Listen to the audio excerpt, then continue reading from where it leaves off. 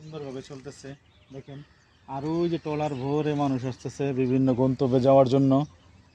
অনেক দূর দূরান্ত থেকে ট্রলারে আসতেছে, কিন্তু সিনারিগুলো খুব অসাধারণ। ওই পাশে পাহাড়, এই পাশে দাঁড়ানোর জায়গা আছে, মাঝখানে যে নদীটা বয়ে চলছে। বর্ষাকালে নদীর জোয়ার থাকলে আরও হয়তো পানি থাকতো, কিন্তু এখন ভাটার সিজন চলতেছে, শুষ্ক মৌসুমে, এই জন্য পানি একটু কম। তারপরে কত অপরূপ দৃশ্য।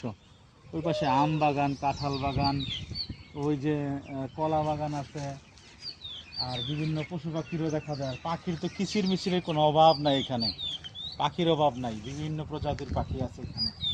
খুবই সুন্দর আসলে দৃশ্যটা, নিজের চোখে না দেখলে অতটা ভালো বোঝা যাবে না, ক্যামেরায় কীরকম আসতেছে জানি না, কিন্তু দৃশ্যটা অপরূপ একটা দৃশ্য। এত উঁচা পাহাড় আর তার পাশে নদী, মাঝখান দিয়ে মানুষজন যাতায়াত করতেছে।